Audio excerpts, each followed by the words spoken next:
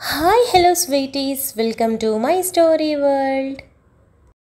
అలాగే అని రేవంత్ కళ్ళు మూసుకోవడంతో పూజ చిన్న స్మైల్తో వెళ్తూ డోర్ క్లోజ్ చేసుకుంటూ బయట అడుగుపెట్టి ఒకసారి వెనక్కి తిరిగి రేవంత్ని చూసి కళ్ళు మూసుకొని ఉండటంతో రేవంత్ గారు నిజంగా సంతోష్ చనిపోయాడా అని అనుకుంటూ క్లోజ్ చేసుకొని వెళ్ళింది. ఒక్కో మెట్టు దిగుతూ ఉంటే దీపిక పూజని చూసి సాక్షి వైపు చూసి కళ్ళతోని అటు చూడమని చెప్పింది. సాక్షి పూజ వైపు చూసి, ఏవండోయ్ వదిన గారు, అలా ఆలోచిస్తూ మెట్లు దిగితే కాలు జారితే చాలా కష్టం. అంటే కాలు జారడం అనే పదం బాగుంది, కానీ ఇక్కడ కాదు, ఇలా కాదు, ఇంకోలా అని సాక్షి అనడంతో పూజ నవ్వుతూ, మై డియర్ ఆడపడుచు గారు, ఆల్రెడీ అక్కడ గదిలో నా బంగారం నిద్రపోతుంది, చాలదా ఏంటి మళ్ళీ కాలు జారాలా అని అడిగింది. ఏ వద్దా అని సాక్షి అడిగింది. పూజ నవ్వుతూ వెళ్ళి కూర్చొని, అత్తయ్య ఎక్కడా అని అడిగింది. ఇంకెక్కడ ఉంటుంది, మనవరాలు ఎక్కడ ఉంటే మీ అత్తగారు అక్కడే ఉంటారు, ప్రిన్సెస్ కదా కనిపెట్టుకొని ఉంటుంది అని సాక్షి చిన్న నవ్వుతో అన్న మనసులో మాత్రం దియా గురించి తెలియకుండానే మదనపడింది. పక్కనే ఉన్న దీపిక కూడా అలాగే అనుకొని దాని నుండి వెంటనే బయటపడి, చెప్పు, అడిగిన దానికి సమాధానం చెప్పకుండా దాటేస్తావేంటి అని అడిగింది. పూజ నవ్వుతూ, ఎందుకొద్దు, నాకు ఖచ్చితంగా ఇంకో బేబీ కావాలి. ముఖ్యంగా మీ అన్నయ్యకి దియా కడుపులో పడ్డాక నన్ను కనీసం ఒక క్షణం కూడా కేర్ చేయలేదు, ప్యాంపర్ చేయలేదు, ఆ ప్రేమని చూపించలేదు కదా, అదంతా చాలా మిస్ అవుతున్నారు. అందుకే ఖచ్చితంగా ఇంకో బేబీ కావాలని ఎప్పుడూ అడిగేశాడు. నేను కూడా ఒప్పుకున్నాను. ఇక ఎప్పుడు ఇవ్వడం అన్నది ఆ దేవుడిష్టం. నాకు కూడా రేవంత్ గారి ప్రేమ ఎలా ఉంటుందో తెలిసినా ప్రెగ్నెన్సీలో ఎలా ఉంటుందో తెలుసుకోవాలని ఉంది. మొదటిసారి కష్టాలతోనే గడిచిపోయింది. ఈసారి అలా కాకుండా అందరి ప్రేమతో పాటు రేవంత్ గారి ప్రేమలో కూడా తడిసి ముద్దై డెలివరీకి వెళ్ళాలని ఉంది. చూద్దాం ఎలా రాసిపెట్టిందో అని పూజ అనింది. డోంట్ వరీ, అన్నీ మంచిగా అవుతాయి. ఇకపోతే ఏంటి ఏదో ఆలోచిస్తూ దిగుతున్నావు, అబద్ధాలు చెప్పావో నెక్స్ట్ టైం మళ్ళీ ఆడపిల్ల పుట్టేస్తుంది అని సాక్షి అనింది. పూజ నవ్వుతూ, ఏం పర్లేదు, మా ఆయనకి ఎవరైనా ఒకటి, ఒకరికి నాలా మరొకరిని మగరాయిళ్ళ పెంచుతాం, అంటే రేవంత్ గారిలాగా అని పూజ అంటూ సాక్షి వైపు చూసేటప్పటికే గుర్రుగా చూడడం చూసి, సరే సరే చెప్తాను, ఊరికే మాట దాటేస్తున్నా అనకండి అని ఇద్దరి వైపు చూసి, మరేం లేదు, సంతోష్ గురించి మీకు తెలుసు కదా, కానీ నాకెందుకో సంతోష్ చనిపోలేదనిపిస్తుంది, కానీ రేవంత్ గారేమో చంపేశాను అని చెప్తున్నాడు, నమ్మబుద్ధి కావట్లేదు అని పూజ చిన్నగా చెప్పింది. ఇప్పుడు నీకు ఆ డౌట్ ఎందుకు వచ్చింది, అన్నయ్య మీద, అన్నయ్య మాట మీద నీకు నమ్మకం లేదా అని సాక్షి అడిగింది. అలా కాదు సాక్షి, సంతోష్ ఒకప్పుడు నన్ను చాలా ఇబ్బంది పెట్టాడు. మీ అన్నయ్యని నన్ను ఊపిరి కూడా తీసుకొనివ్వలేదు. అలాంటి సిచ్యువేషన్లో రేవంత్ గారు నాకు మాట ఇచ్చారు, సంతోష్ చావు ఖచ్చితంగా నీ చేతుల్లోనే ఉంటుంది, నన్ను నమ్ము అని చెప్పారు. ఆ తర్వాత రీసెంట్గా రేవంత్ గారు తిరిగి వచ్చాక కూడా నాకు ఇలాగే మాట ఇచ్చారు, కానీ అలా జరగలేదు కదా, అందుకే అనుమానం అని పూజ చెప్పింది. అప్పుడు నువ్వు బాధపడుతున్నావని మాట ఇచ్చాడేమో, ఇప్పుడు కుదిరింది కదా అని లేపేశాడేమో. ఏదైతే ఏంటి, మంచే కదా జరిగింది అని సాక్షి ఆల్రెడీ తనకి సంతోష్ చనిపోలేదని తెలిసి ఉండటంతో పూజకి నమ్మకం కలిగించడం కోసం చెప్పింది. సాక్షి, మీ అన్నయ్య ఊరికే మాటిచ్చి తప్పే రకం కాదు. ఎప్పుడైతే ఏ క్షణమైతే నన్ను ప్రేమించానని చెప్పారో ఆ రోజు నుండి నాకు ఎప్పుడూ కళ్ళబొల్లి మాటలు చెప్పలేదు. ఏం చెప్పినా చేసేదే చెప్పారు, చెప్పింది చేశారు. ఇలాంటి ఒక సీరియస్ సిచ్యువేషన్లో నేను బాధపడ్డ విషయంలో కేర్ తీసుకోకుండా ఎలా ఉంటారు, అదే నా అనుమానం.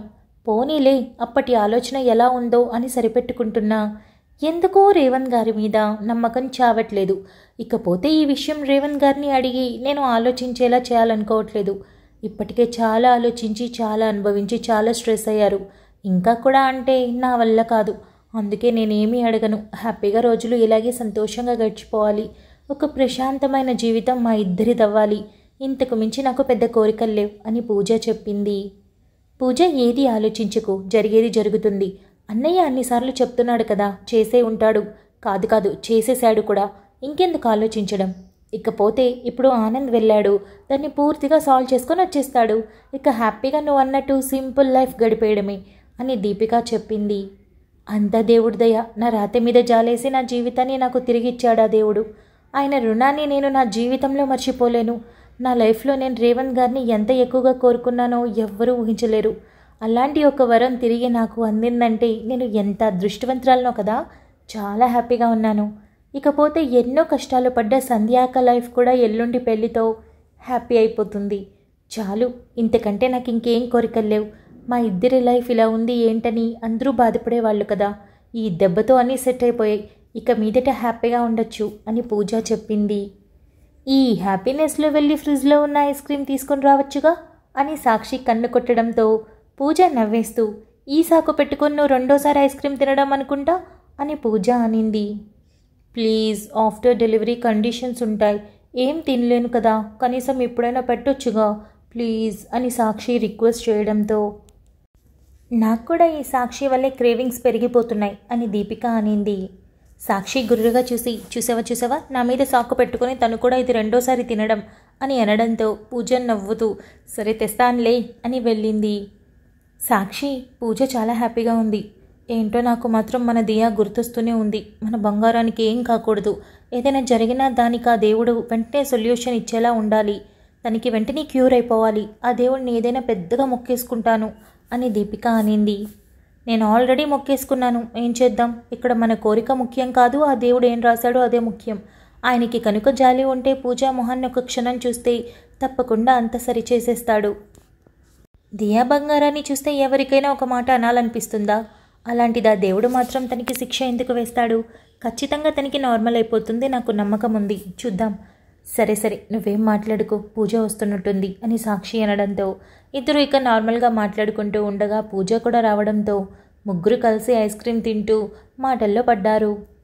కాసేపటికి రేవంత్ మంచి నిద్రలో ఉండగా పూజ ఇక చూసి రేవంత్ హాస్పిటల్కి వెళ్ళడం మంచిది అనిపించి అక్కడి నుండి రూమ్లోకి వెళ్ళి మంచి నిద్రలో ఉన్న రేవంత్ని చూసి పక్కన కూర్చొని తల మీద చేయి వేసి తన జుట్టుని వెనక్కి నిమురుతూ రేవంత్ గారు అని ఎంతో నిదానంగా పిలిచింది. రేవంత్ మెల్లగా కదులుతూ కాస్త నొప్పి తెలియడంతో చెప్పురా అని నిద్రమత్తులో అన్నాడు. మీరు లేస్తే మనం హాస్పిటల్కి వెళ్దామండి, ఇది చాలా పెద్ద దెబ్బ కదా, మీరు కనీసం అడ్మిట్ అవ్వకుండా ఇలా ఇంటికి వచ్చేసి ఇక్కడే ఉన్నారు, ఏదైనా ఇన్ఫెక్షన్ అది జరిగితే ప్రాబ్లం పెద్దదవుతుంది. ప్లీజ్ రేవంత్ గారు, మనం హాస్పిటల్కి వెళ్దాం, తిరిగి వచ్చాక మీరు ఎంత కావాలన్నా రెస్ట్ తీసుకోవచ్చు, ఒక్కసారి డాక్టర్తో మాట్లాడితే నేను రిలాక్స్ అయిపోతాను అని పూజ ఎంతో రిక్వెస్ట్గా చెప్పింది. రేవంత్ మెల్లగా కళ్ళు తెరిచి చిన్న స్మైల్తో, సరే నువ్వు ప్రశాంతంగా ఉండడమే నాకు కావాలి, వెళ్దాం, 10 నిమిషాల్లో రెడీ అయిపోతాను అని రేవంత్ చెప్పడంతో పూజ చిన్న స్మైల్తో తల ఊపగా రేవంత్ అన్నట్టుగానే 10 నిమిషాల్లో రెడీ అయి పూజతో కలిసి హాల్లోకి వచ్చాడు. అప్పటికి దియా నిద్రలేచి ఉండటంతో రేవంత్ నేరుగా వెళ్ళి దియాని చిన్నగా ఎత్తుకొని ముద్దు పెట్టి, అమ్మా హాస్పిటల్ వరకు వెళ్తున్నాం, తొందరగా వచ్చేస్తాం అని చెప్పడంతో, హాస్పిటల్కా, ఎందుకు నాన్న అని ప్రభావతి అడిగింది. కంగారు పడకమ్మా, నీకు తెలుసు కదా నేను ఎలాంటి పరిస్థితుల నుండి బయటపడ్డానో, సో నా ఆరోగ్యం అంతగా బాగోలేదు, కావాలంటే నన్ను మొదట హాస్పిటల్కి తీసుకువెళ్ళింది నాగభూషణం అంకుల్నే కదా, అడుగు, బ్లడ్ చాలా తక్కువ ఉందన్నారు, ఆ విషయం పూజకి తెలిసి అప్పుడప్పుడు చెకప్ అవి చేయిస్తుంది, ఆల్మోస్ట్ నార్మల్ అయ్యాను, ఇప్పుడు నేను చాలా హెల్దీగా ఉన్నాను, కాకపోతే ఒకసారి లాస్ట్గా వెళ్ళి చెక్ చేయించుకుంటే బాగుంటుందని వెళ్తున్నాను అని రేవంత్ చెప్పాడు. సరే నాన్న వెళ్ళిరా, నేను దియాని చూసుకుంటానులే, ఇక్కడ గురించి మీరేమీ ఆలోచించకుండా వెళ్ళి అన్ని టెస్టులు చేయించుకొని డాక్టర్తో నిదానం మీద అన్నీ మాట్లాడరండి అని చెప్పింది. అలాగే అని ఇద్దరు అందరికీ చెప్పి బయలుదేరి దారిలో వెళ్తూ ఉండగా పూజ ఆలోచిస్తూ ఉండడంతో, ఏం ఆలోచిస్తున్నావు అని రేవంత్ అడిగాడు. ఏం లేదు అని పూజ చెప్పడంతో, పూజ నీ పేరు మీద ఒక ల్యాండ్ కొనాలనుకుంటున్నాను, చెప్పాలంటే ఫైనలైజ్ అయిపోయింది అని రేవంత్ చెప్పాడు. ఇప్పుడు ఇంత సడన్గా ఎందుకు రేవంత్ గారు అని పూజ అడగడంతో రేవంత్ చిన్న స్మైల్తో, నీకు ఎప్పటి నుండో ఏజెన్సీ పెట్టాలని ఉంది కదా, సో దానికోసం ప్రాపర్గా ఒక మంచి ల్యాండ్ ఉండాలి, అది కూడా చాలా పెద్దగా, నీ మొక్కలకి ఎలాంటి పొల్యూషన్ లేకుండా చాలా మంచిగా ఉండాలి కదా, అలాంటి ఒక ల్యాండ్ చూశాను అందుకే తీసుకున్నాను అని రేవంత్ చెప్పాడు.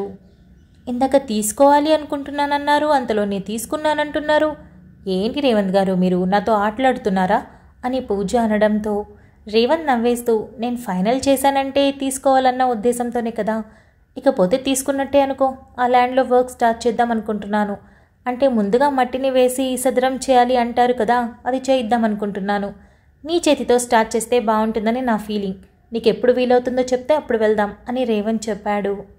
ఎల్లుండి పెళ్ళి కదా, పెళ్ళి అయిపోయాక వెళ్దాం అని పూజ చెప్పడంతో అలాగే అని రేవంత్ చిన్న స్మైల్తో చెప్పాడు. అంతలో రేవంత్ కాల్ చేయడంతో రేవంత్ ఫోన్ వైపు చూసి లిఫ్ట్ చేసి స్పీకర్ ఆన్ చేయని చెప్పడంతో పూజ లిఫ్ట్ చేసి స్పీకర్ ఆన్ చేసింది. సార్, ఈ కేసు పని మీదే వచ్చానని మీకు తెలుసు కదా అని అనగానే Revanth car side copy phone చేతుల్లోకి తీసుకొని స్పీకర్ ఆఫ్ చేసి చెప్పు ఆనంద్ అని అన్నాడు. సార్, ఇక్కడ ఒక క్లూ మీరు వదిలేశారు. అదే వాడు మిమ్మల్ని కాల్చాడు కదా, మీ బ్లడ్ మార్క్స్ పడున్నాయి. అదేంటంటే అవి నాతో పాటు కానిస్టేబుల్ కంటపడ్డాయి. అతను అనుమానించాడు కానీ నేను దాన్ని కవర్ చేసేసాను. చాలా భయమేసింది సార్. ఒక్కసారి ఆ బ్లడ్ శాంపిల్స్ దొరికితే అక్కడ వేరే పర్సన్ ఉన్నట్టు ఖచ్చితంగా ఇంక్లూడ్ చేసేస్తారు. ఇక కేసుని ముందుకు నడిపించేవాళ్ళు. అదృష్టం బాగుంది, ప్రాబ్లం అయితే సాల్వ్ అయినట్టే. ప్రస్తుతానికి ఏమీ లేవు. 1కి 2 సార్లు మొత్తం పరీక్షించేశాను. కేసు క్లోజ్ చేయొచ్చు.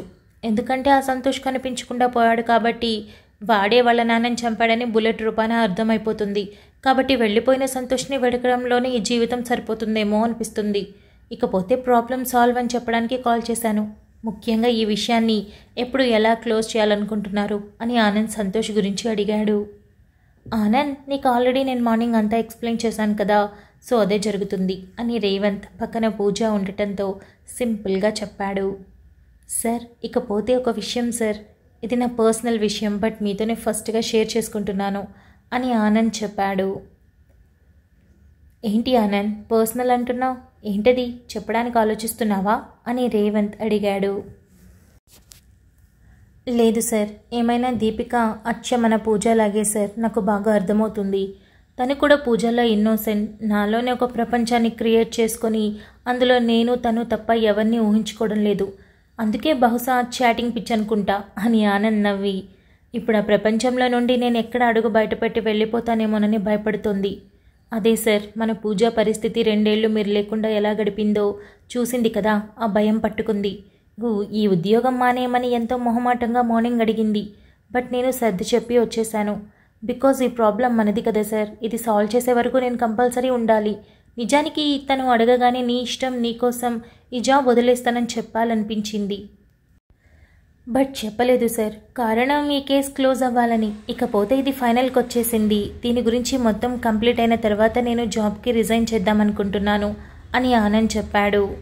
ఆనంద్, ఏం మాట్లాడుతున్నావు అని రేవంత్ అనడంతో, నిజం సార్, దీపిక ఎప్పుడూ నన్ను ఏమీ అడగలేదు.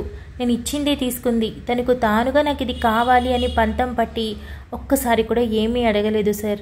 మొదటిసారి తనకు తానుగా ఈ ఉద్యోగాన్ని వదిలేయమని, ఏ చిన్న ఉద్యోగం చేసినా పర్లేదు, వచ్చిన దాంతో సర్దుకుంటానని చెప్పింది. అంటే తను గొప్పగా బ్రతకడం గురించి ఆలోచించడం లేదు సార్. తన కళ్ళ ఎదురుగా నేనుండాలని ఆలోచిస్తుంది. అందుకే తన కోసం వదిలేద్దాం అనుకుంటున్నాను సార్. కష్టపడి తెచ్చుకున్న ఉద్యోగం కదా, తృప్తిగా అయితే ఇన్నాళ్ళు ఉద్యోగం చేశానుగా, ఆ తృప్తి జీవితాంతం సరిపోతుంది. ఇక మీద నేను దీపిక కోసం బ్రతకాలనుకుంటున్నాను. ప్రశాంతంగా 9 to 5 జాబ్ చేసుకొని ఇంటికొచ్చి తనతో, నా బిడ్డతో గడపాలనుకుంటున్నాను. చెప్పాలంటే మీరు ఎలాంటి లైఫ్ అయితే ఇప్పుడు కోరుకుంటున్నారో అలాంటి లైఫ్ నేను కూడా కోరుకుంటున్నాను అని ఆనంద్ చెప్పాడు. రేవంత్ చిన్న స్మైల్తో, ఆనంద్, నీకు ప్రశాంతతని ఇస్తుంది, సంతోషాన్ని ఇస్తుందంటే ఓకే, గో ఎహెడ్. నేనైతే అస్సలు ఆపను. అండ్ నువ్వు జాబ్ గురించి అదంతా వగైరా ఆలోచించాల్సిన పని లేదు. హ్యాపీగా నువ్వు నాతో పాటు రావచ్చు. నీకు ఒక మంచి హోదా ఎప్పుడూ ఉంటుంది. పేరుకి నువ్వు నన్ను సార్ అంటున్నా, నేను నిన్ను చాలా క్లోజ్ అనుకుంటున్నాను. ఆ బంధం ఎలాంటిదని కూడా నీకు నేను చెప్పలేను, ఎక్స్ప్లెయిన్ కూడా చేయలేను. ఫ్రెండ్ కన్నా, బెస్ట్ ఫ్రెండ్ కన్నా కూడా గొప్పగా అదో బంధం అని రేవంత్ చెప్పాడు. Thank you sir. దీపికాని వదిలి వచ్చిన దగ్గర నుండి దాని గురించి ఆలోచిస్తున్నాను. బట్ డెసిషన్ తీసుకున్న విషయంలో అయితే బాధపడలేదు. తన కోసం కదా, సంతోషంగానే తీసుకున్నాను. ఇక చదువుకున్నా కాబట్టి జాబ్ ఎక్కడైనా వస్తుంది. అది మీరే ఆఫర్ చేస్తున్నారు కాబట్టి నాకు ఇంకా హ్యాపీగా మనమంతా ఎప్పుడు కలిసి ఉండొచ్చు. చాలు సార్ ఈ లైఫ్కి. మన అనుకున్న వాళ్ళు 4 ఉంటే సరిపోదా? 100 మంది ఎందుకు? ప్రశాంతమైన జీవితమే కదా మనకు కావాలి. అది దొరుకుతున్నప్పుడు ఏం చేయడానికైనా వెనకాడకూడదని అనిపించింది. అందుకే డెసిషన్ తీసుకున్నాను. ఇకపోతే ఈ విషయాన్ని ఎవరితో అనకండి. నేను రిజైన్ చేశాక దీపికకి చెప్తాను అని ఆనంద్ అన్నాడు. తప్పకుండా. మీ చెల్లితో చెప్పొచ్చా అని రేవంత్ నవ్వడంతో, తప్పకుండా సార్, తనకి చెప్పొచ్చు, కానీ దీపికకి మాత్రం తెలియనివ్వద్దు అని ఆనంద్ అన్నాడు. సరే, వర్క్ కంప్లీట్ చేసుకుని త్వరగా ఇంటికి వచ్చే. నేను కూడా హాస్పిటల్కి వెళ్తున్నాను. త్వరగా వచ్చేస్తాను అని రేవంత్ కాల్ కట్ చేశాడు. పూజ విండో నుండి బయటకి చూస్తూ ఉండడంతో, ఇదిగో ఫోన్ అని రేవంత్ ఫోన్ ఇచ్చి కాల్ స్టార్ట్ చేసి వెళ్తూ, అంతసేపు మాట్లాడుతుంటే నన్ను కొంచెం కూడా పట్టించుకోలేదు. నేనేం మాట్లాడుతున్నానో వినాలన్న తాపత్రయం కూడా కనిపించలేదు అని రేవంత్ అడిగాడు. మీరు మాట్లాడుతుంటే నేనెందుకు అడగాలి అని పూజ అనింది. మరేమో చేసింది ఆనంద్ కదా, స్పీకర్ ఆన్ చేస్తుంటే ఆఫ్ చేసి మాట్లాడాను కదా, అందుకే అడుగుతున్నా. ఏ భార్య అయినా ఆతృతగా అడుగుతుంది కదా అని రేవంత్ అన్నాడు. రేవంత్ గారు, చెప్పేదైతే మీరు నన్ను కూర్చోబెట్టి మరీ అన్నీ చెప్తారని నాకు తెలుసు, ఏదీ దాచరు.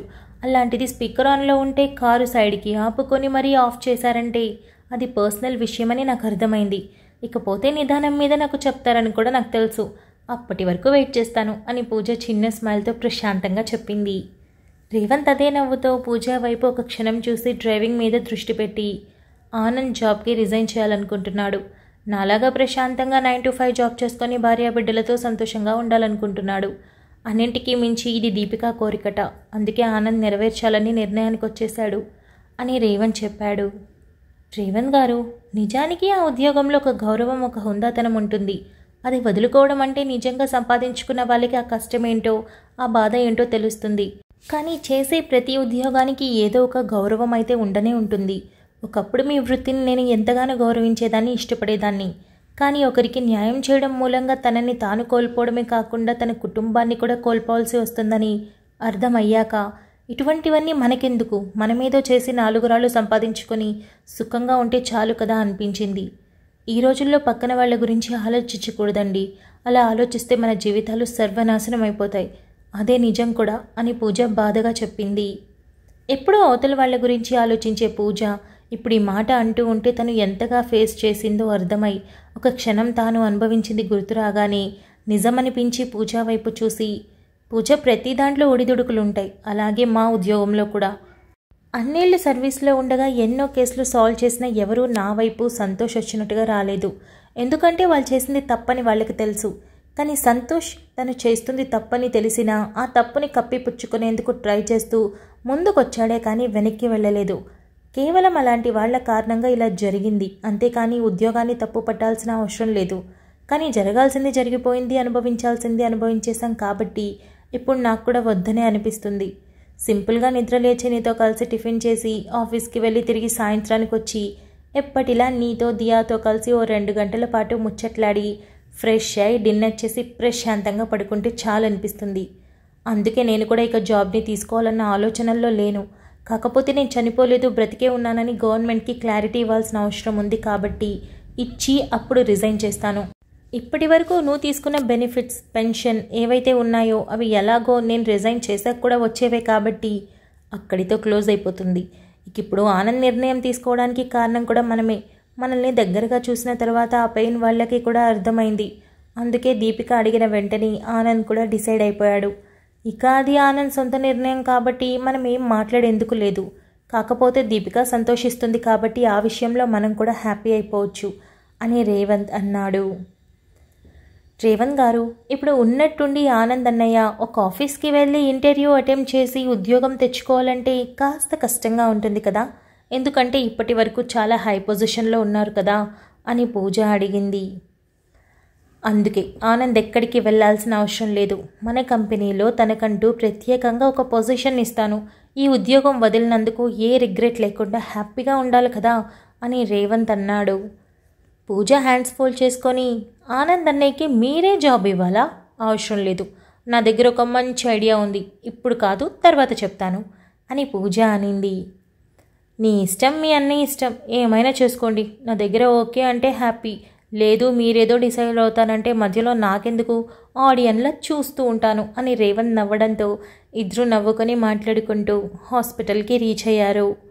Thank you so much for listening guys. Update నచ్చినట్టయితే లైక్ చేయండి, షేర్ చేయండి, కమెంట్ చేయండి, అలానే సబ్స్క్రైబ్ చేసుకోండి. వచ్చేసాను ముచ్చట్లకి. ఈ అప్డేట్ ఎలా అనిపించిందో కమెంట్ చేయండి. అండ్ త్వరలో ఎండ్ కార్డ్ అయితే పడబోతుంది, మీకు అర్థమై ఉంటుంది. ఇంకా మనకున్నది దియా ప్రాబ్లం ఒకటే, దాన్ని కూడా రాహుల్ పెళ్ళి వెంటనే దియా ప్రాబ్లం ఉంది కాబట్టి ఇవి 2 సాల్వ్ చేస్తే మనకి స్టోరీ ఎండ్ అయిపోతుంది. మ్యాక్సిమం 10 days కూడా రాదనుకుంటా, ఏమో ఒక 10 days అనుకుందాం. 10 daysకి అయిపోతుంది. సో తర్వాత మనం వేరే ఏమైనా ప్లాన్ చేద్దాం. ఇక అంతే ముచ్చట్లు. నాతోనే నువ్వు ఉండిపో అడుగుతున్నారు కదా, ఇవాళ ఈవినింగ్ వస్తుంది. ఇవాళ 2 అప్డేట్స్ వస్తాయి అండ్ అక్కడొకటి, మొత్తం 3 అప్డేట్స్ వస్తాయి ఈరోజు. కొంచెం హుషారుగా ఉంటే మనల్ని ఎవడ్రా ఆపేది అదన్నమాట ముచ్చట. చక్కగా 3 అప్డేట్స్ ఇచ్చేస్తాను, ఎంజాయ్ చేయండి. అండ్ ఒక కమెంట్ అలా పారేసి వెళ్ళొచ్చు కదా ఫ్రీగా ఉన్న వాళ్ళు. బిజీగా ఉన్న వాళ్ళంటే అడగలేను, అంటే మేమంతా ఖాళీగా ఉన్నామా అని మీరు అనొద్దు ప్లీజ్. నేను అట్లా అనట్లేదు, అంటే స్టోరీ విన్న తర్వాత 1 మినిట్ నా కోసం టైం తీసుకునేంత టైం మీ దగ్గర ఉంటే ఒక కమెంట్ పెట్టి వెళ్ళండి. ఈ మధ్య పాత వాళ్ళు కూడా ఎవ్వరూ సరిగా కనిపించట్లేదు, నేను చూస్తున్నాను. అంటే పేర్లు నోటెడ్ ఉంటాయి కదా కొంచెం, వీళ్ళు ఖచ్చితంగా మెసేజ్ చేస్తారని. సో అలాంటి వాళ్ళు చాలామంది మిస్ అయ్యారు, అందుకోసం అడుగుతున్నా. అది విషయం. ఇక మనం ఈవినింగ్ అప్డేట్లో కలుసుకుందాం. అంతవరకు keep smiling, stay healthy, bye guys.